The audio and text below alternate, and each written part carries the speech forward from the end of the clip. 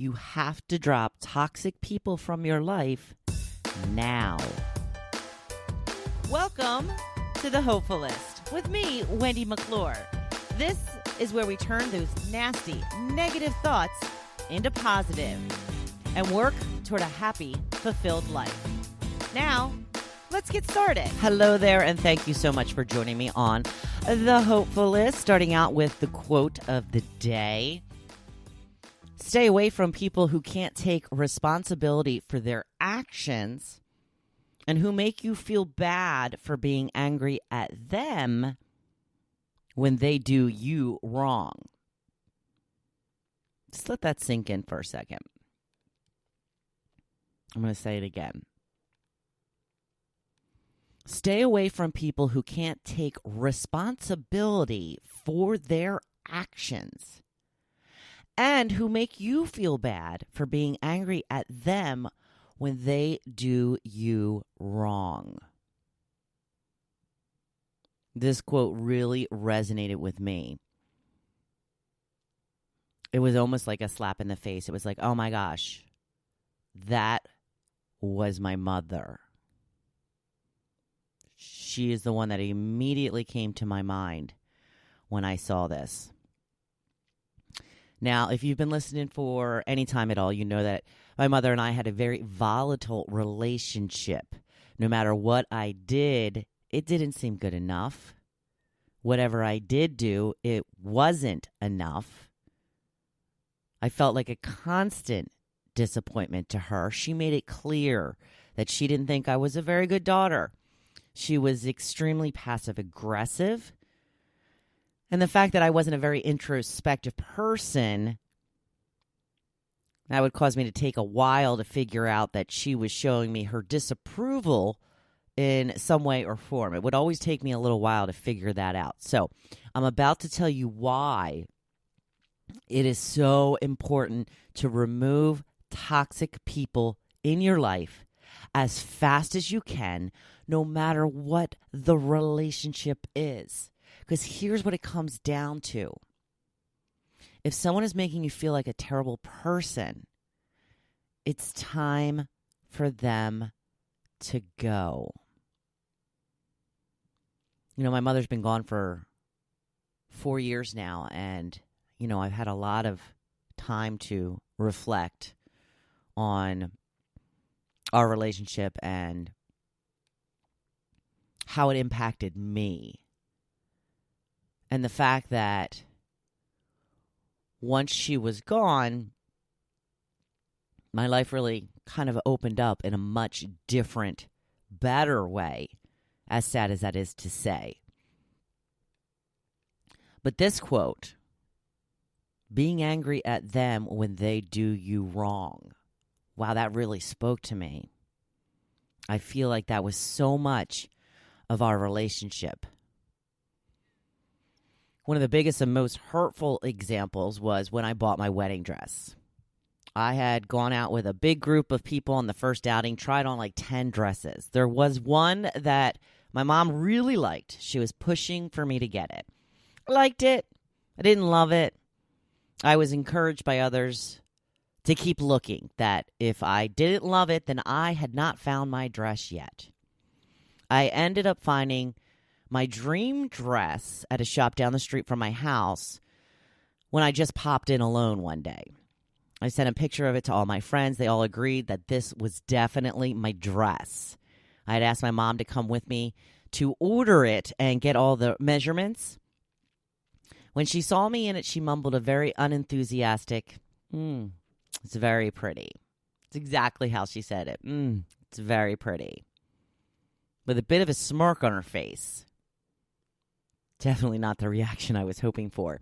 Now, she had wanted to go to lunch afterwards, which I hadn't planned on. I told her, I said, I really didn't plan on going to lunch, but she really was like, oh, I set aside all this time, blah, blah, blah. All right, I'll go to lunch. But during this lunch, I was very agitated. She went on chatting about different things, but I was super annoyed. Still thinking about that. It's very pretty. All of my friends told me how beautiful it was, yet she couldn't even muster a convincing compliment. But I was really never able to tell my mom when she really upset me for some reason. Now, I'm sure at the time when she said, it's very pretty, I was like, really? That's your reaction, Mom? We tended to keep things bottled up. So I started snapping at her during the lunch, kind of lashing out. I did it several times before she finally got upset, told me she was leaving. Then, of course, I feel terrible. Would it have been different had I been able to vocalize what was going on in my head at the time? I'm not sure. But I did call and leave her a message before she even made it home, apologizing for snapping at her. She didn't acknowledge the phone call, but did send me a long email telling me how horrible I was for treating her in such a way. She got in a whole bunch of things she found lacking in my daughterdom. I sent her an email back saying, yeah, I called and apologized, and funny, that never showed up in the email. See, that's how it was with my mom. If you gave her an inch by apologizing, she would turn it into a whole ordeal about what a horrible person I was.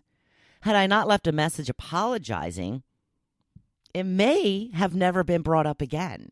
But that gave her the fuel to feel self-righteous and wronged, and in turn, to send me a long email bashing me. Unfortunately, this is just one of many examples of how our relationship played out. It seemed to get worse over time instead of better, but this quote made me think of that incident. She knew she was downplaying my wedding gown. I mean, it was my wedding gown. And I believe she was doing it on purpose because I didn't choose the dress she wanted me to wear. That's just how she was. And when I lashed out, I was made to feel like the terrible person. I had a conversation with my sister recently after I was showing some pictures of us as kids, and she pointed out that, you were a pretty happy kid. She said, I don't know when you became such a pessimist. And the more I think about it, the more I think she's right. I don't think I was born this way. I think I learned it along the way. I haven't figured out yet when it started, but I'm working on it. A friend also mentioned to me recently that she thinks I'm much happier now because my mother did pass away. And as she puts it, my mother really effed me up. It's sad to say, but I do think there's a lot of truth in that. My happiness level increased tremendously after her passing. And I think it comes down to this. So listen closely. She always made me feel like a horrible daughter, which in turn made me feel terrible about myself. I always had this feeling of being the bad guy when it came to her, which led to me not contacting her as often as she liked, which led to even more disappointment of me on her part. I knew that our relationship was toxic for me, yet I continued on because, it's your mom. I had considered severing times multiple times and could never bring myself to do it. Now, the main reason was that I was so afraid that she would just accept not being part of my life. And I felt that would hurt me even more. It's kind of like bluffing. Like I would cut ties and I would want her to fight for our relationship. And I was afraid that she wouldn't. And then it would be evidence that I was indeed a terrible person and worse, unlovable. If my mother didn't love me enough to fight for our relationship, who would? But what I know now that I didn't realize then is that my mother choosing to stay estranged from me, if she would have chosen to do that, didn't mean I was unlovable. It meant that she couldn't respect my boundaries, acknowledge my sensitivities, and consider what I may need from the relationship.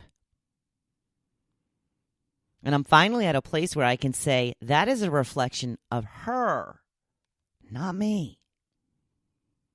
She was the one who had a one-sided view of how our relationship was supposed to look.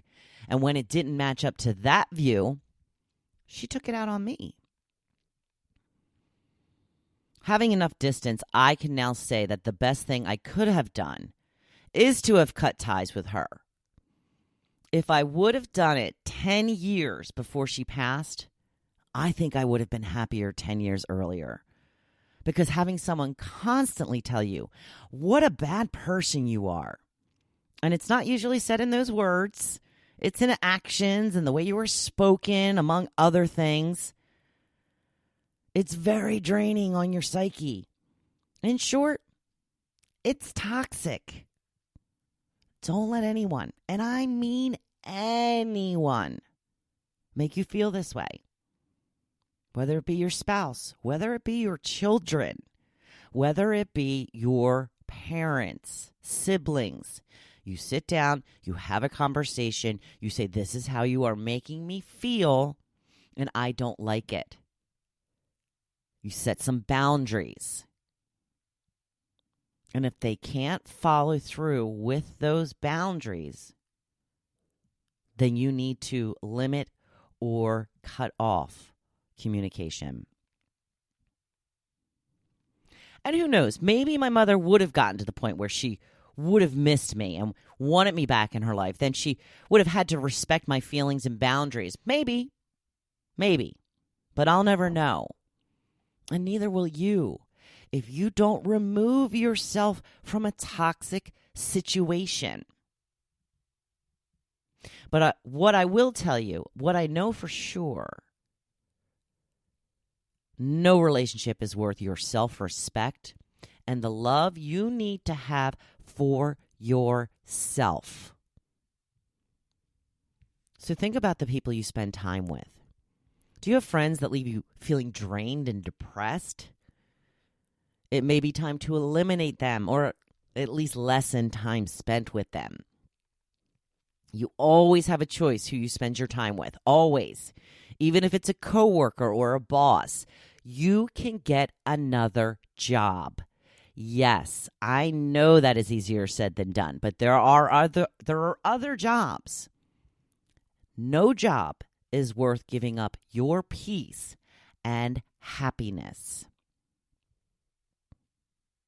No relationship is worth giving up your peace and happiness. Is this something that touched a nerve for you? Is it something you think may be affecting you? Consider personal positivity training. Removing toxicity from your life is one of the 5 pillars of transforming your negative thoughts into positive. Stop waiting for your happiness to come. Claim it now. Visit hopefulist.com/training for more information and to schedule a free call. I want to help you through this. I want you to stop thinking that you are the problem. Sometimes you are, but a lot of times you are not. And I can help you figure out if you are the problem or if it is someone else.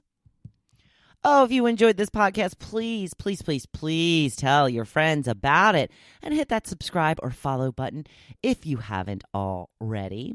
Now, you go have yourself a badass week. I know you can do it. I believe in you, and I'm cheering you on. Thank you for listening to The Hopefulist. Now, don't you feel good? Make sure you come back next week. See you then.